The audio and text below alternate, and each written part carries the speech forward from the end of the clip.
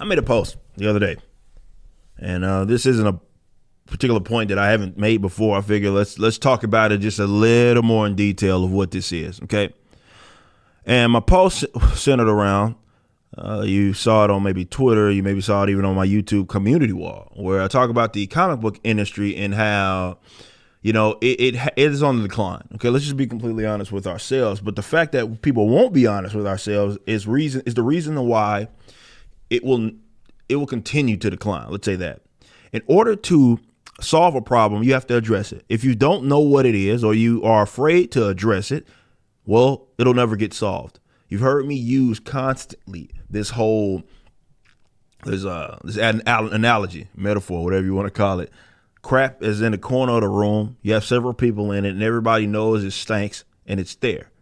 But people act as if it don't stink, and it ain't stinking up the room. That's what we have right now. A bunch of people that are in complete denial about the reality of the comic book industry.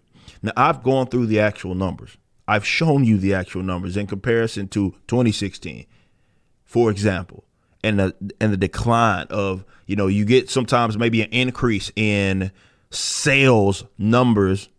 You get an increase in titles, but you're not getting a real increase in enthusiasm about like these projects, because the units sold when the data was available. And the numbers themselves are grimy anyway, because like I said, the customers to them are just the retailers. So if the books collect dust on a shelf at a comic book shop, that's considered a sale either way. Now, you have now three main distributors. You got Lunar, you got Diamond Steel, and you got Penguin Random House.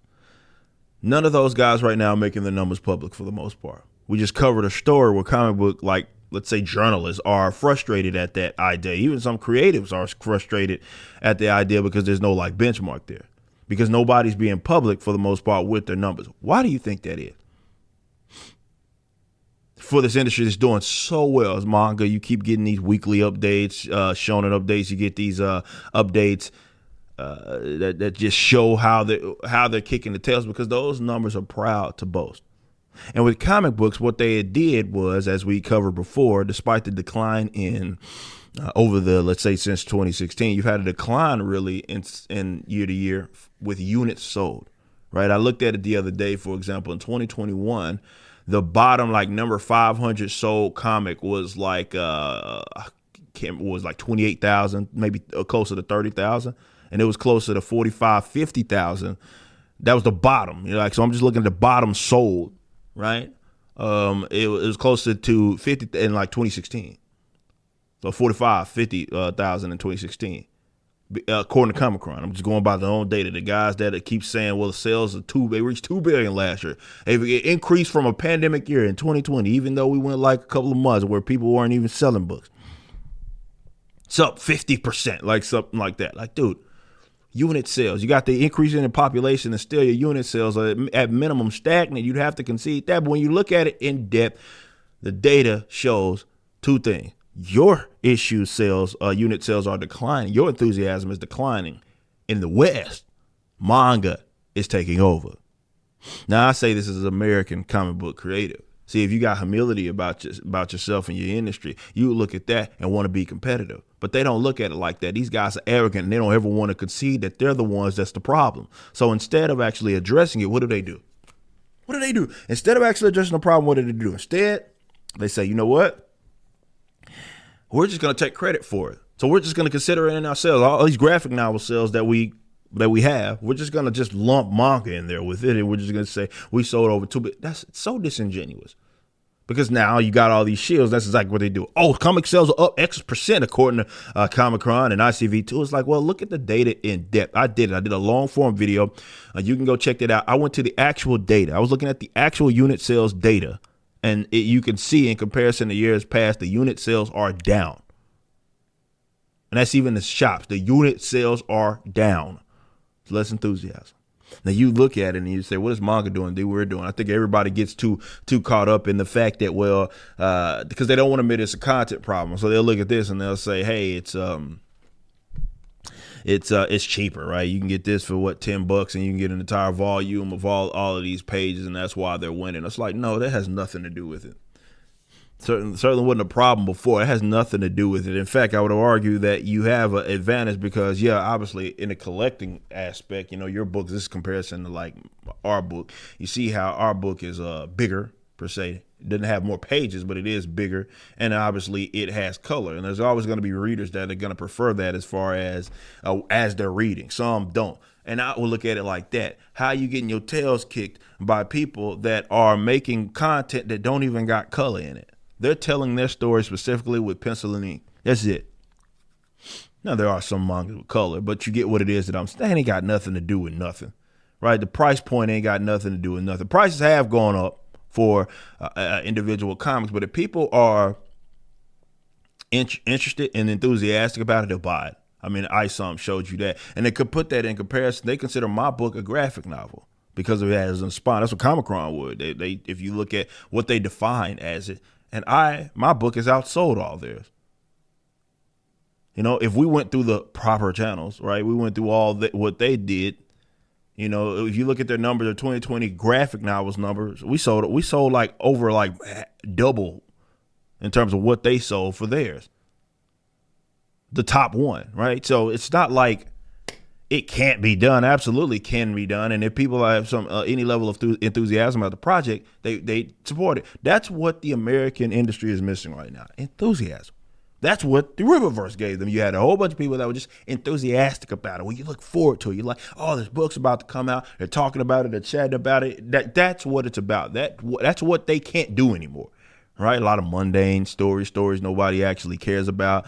It's not like manga where the anime sells the manga. That's another problem. Anime will sell the manga will sell the anime. You get near one by one the adaptations. You don't get that anymore.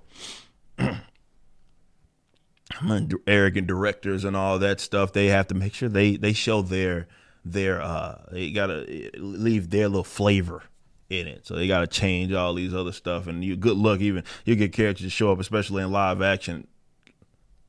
Good luck recognizing them. They'll just be the character by name. That's how it happens. There's a content problem. And that's the humility that they don't have, because that will be what they're forced to admit, is that they have a content problem. The writers would have to admit that. The companies themselves will have to admit that we have a content problem, that we cannot get people enthusiastic about these projects anymore, because the content itself is lacking, and there is a better comparison, a better alternative that exists, and it is way across on the other side of the world.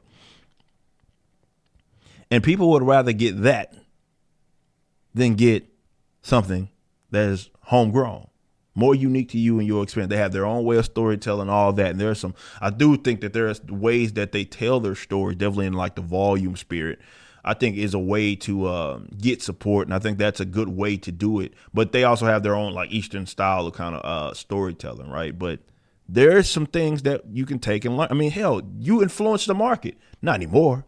I mean, what you think, like you look at old like animators and even mangakas, like a lot of them were influenced by American artists, like back in the gap. And they'll flat out admit that, like the Disneys of the world. They'll flat out admit that. Not anymore. Influence is going the other way. But you have to be able to admit that there's a problem to fix that. And that is the issue right now. They don't got it in them to just concede that they had been wrong. You're hiring people that don't know what it is they're doing. You can't get support and enthusiasm. That's your problem. And until that gets addressed, you'll continue to be on the decline. So much so that you're having to take credit for material that you never created. Wherever you're viewing the content, I appreciate you. If you enjoyed it, you may be interested in my comic book company, Riververse Comics. Our first book and campaign, ISOM #1, brought in $3.7 million with tens of thousands of satisfied customers. Visit Riververse.com to check out our store and stay up to date with the latest campaigns from one of the hottest new comic book companies. Also, my first big step towards a parallel economy was the development of my personal website, ericdjuly.com. This entirely replaced my Patreon. Now, if you enjoy this content, please consider becoming a member over at the website. We have an ever-expanding list of perks for various membership tiers, a forum, and a phone app. Some of these perks will even benefit you if you're fans of the Rippaverse. Anyway, I appreciate you so much for being a supporter and or customer. I even got a little love for my haters.